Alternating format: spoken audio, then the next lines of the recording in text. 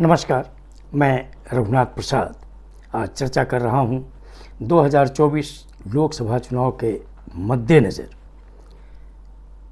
कुछ महत्वपूर्ण पार्टियों के स्ट्रेटजी की। जैसा कि हम लोगों ने देखा है हाल में कि श्री नीतीश कुमार जी और श्री लालू प्रसाद यादव जी के प्रयास से और कांग्रेस पार्टी की सहमति से 15 राजनीतिक दलों की बैठक पटना में 23 जून 2023 को हुई।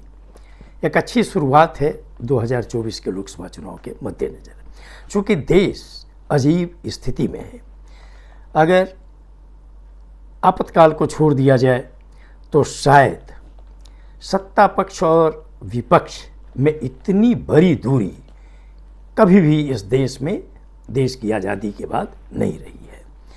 हाल के दिनों में जो स्थिति हम लोगों ने देखा, जैसे मणिपुर राज्य का जो मामला है और पहलवानों से संबंधित जो मामले हैं, इतनी महत्वपूर्ण मामलों में जो स्थिति पैदा हुई, उसमें भी जिसे कहा जाए कि सही ढंग से इस मामले को टैकल किया जाना चाहिए था ससमय, वो नहीं किया गया। और आज तो ऐसी स्थिति है कि इन दो मुद्दों को भी छोड़ दिया जाए तो अन्य भी बहुत से मुद्दे हैं जिस पर शायद कि सभी दलों की एक बैठक हो, जो जिम्मेवारी जाती है सत्तारूढ़ पक्ष पर, ये समय आ ही नहीं रहा है।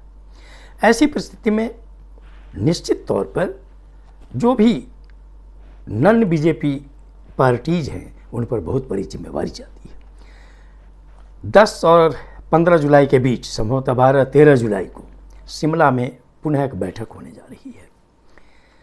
कुछ दल आज भी ऐसे हैं जो अभी तक अपनी स्ट्रेटजी नहीं दिखला पाए हैं। तो मैं उन दलों की चर्चा करने के पहले अभी जो देश की स्थिति है उस पर मैं कुछ इशूज़ की चर्चा करना चाहूँगा। तो सबसे पहले तो ये है कि अब जहाँ भी चुनाव होते हैं तो चुनाव के मद्देनज़र अब धार्मिक ध्रुवीकरण एक सामान्य सी बात हो गई है, जो चुनावों के समय आदर्श आचार संहिता का खुल्लम खुल्ला उल्लंघन है कि जाति और धर्म के नाम पर वोट मांगे जाए।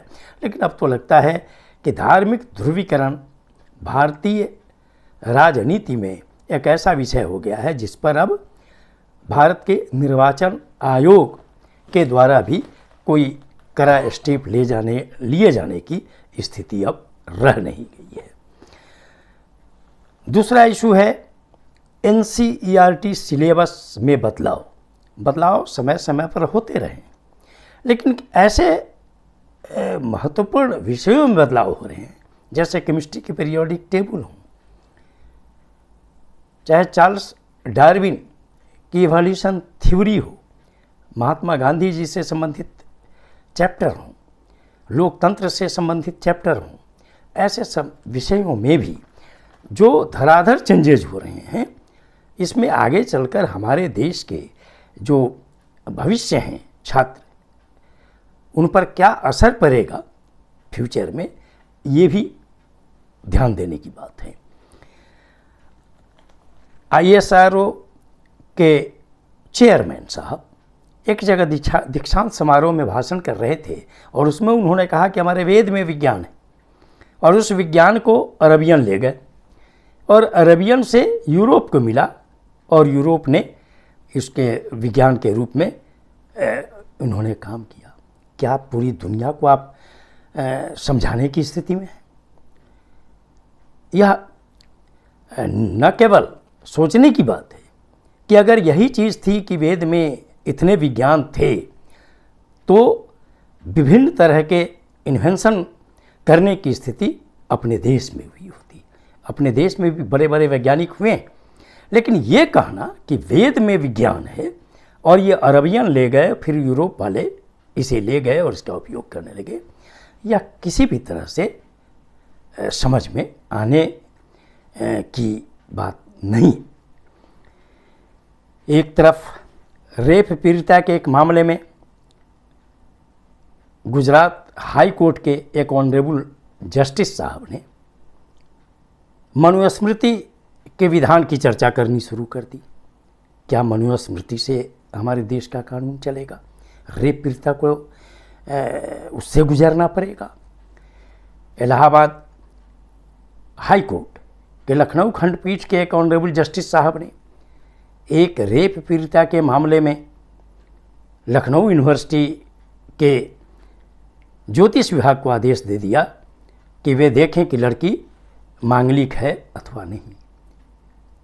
ये स्थिति अब अपने देश में जब न्यायपालिका में इस तरह की बातें होंगी तो क्या सोचने की स्थिति नहीं है सभी राजनीतिक दलों को कि हम कहाँ जा रहे हैं? देश के कुछ नेता योजनाबद्ध तरीके से महिमा मंडन करने में लगे हैं गांधी जी के हत्यारे नाथूराम गोडसे की। कुछ नेता गांधी जी और नेताजी सुभाष चंद्र बोस की तुलना करने लगे। कुछ नेता के अतिरिक्त कुछ अन्य महत्वपूर्ण पद पर रहने वाले व्यक्ति के द्वारा तुलना की जा रही है। क्या ये गांधी जी को कमतर साबित करने का प्रयास नहीं है? कुछ लोग हर बात में पंडित जवाहरलाल नेहरू, नेताजी सुभाष चंद्र बोस, सरदार वल्लभ भाई पटेल जो हमारे स्वतंत्रता संग्राम के महान सेनानी हैं, इन लोगों में मतभेद की बात करते फिरते हैं। कुछ नेता देश की हर समस्या के लिए नेहरू परिवार को दोष देकर अपना पल्ला झाड़ लेते हैं। ये भूल जाते हैं कि आपकी सरकार में, आपके समय में आपने क्या किया। क्या हर समस्या की जड़ पंडित नेहरू को हैं, श्रीमती गांधी हैं, श्री राजीव गांधी हैं? ऐसा नहीं हो सकता। योजनाबद्ध तरीके से कुछ संत विभिन्न जगह घूम घूम कर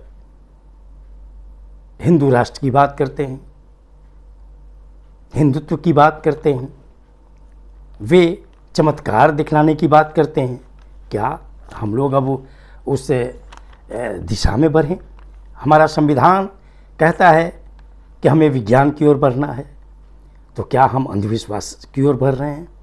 हमारा संविधान कहता है कि धर्मनिरपेक्ष है हमारा देश, तो क्या हम धर्मनिरपेक्षता से अलग हिंदू राष्ट्र की ओर बढ़ेंगे? और इस पृष्ठभूमि में 2024 का लोकसभा चुनाव कितना महत्वपूर्ण है, ये सोचने की बात है।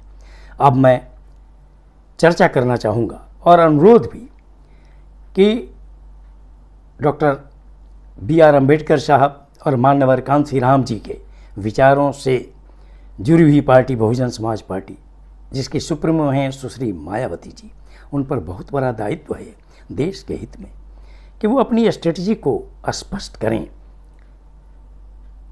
कि आज के समय में देश के लोकतंत्र को बचाने के लिए उनके पार्टी की क्या रणनीति होगी।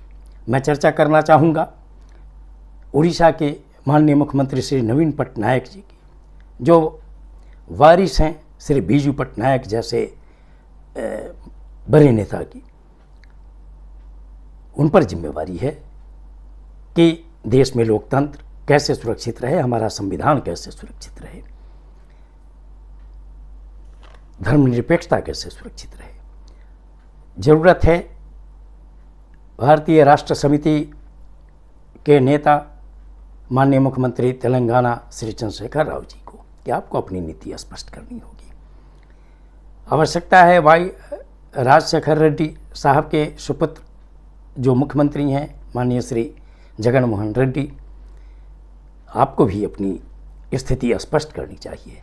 और तेलुगु देशम पार्टी के नेता श्री चंद्रबाबू नायडू, आप सभी पार्टियों पर पूरे देश की नज़र है और विपक्ष की जो अन्य पार्टियां हैं वो भी आपकी ओर देख रही हैं। और मेरा अनुरोध होगा एक भारतीय नागरिक के रूप में कि देश के लोकतंत्र की सुरक्षा के लिए जो भी आपका निर्णय हो वो स्ट्रेटजी जल्द से जल्द आपको स्पष्ट करनी चाहिए।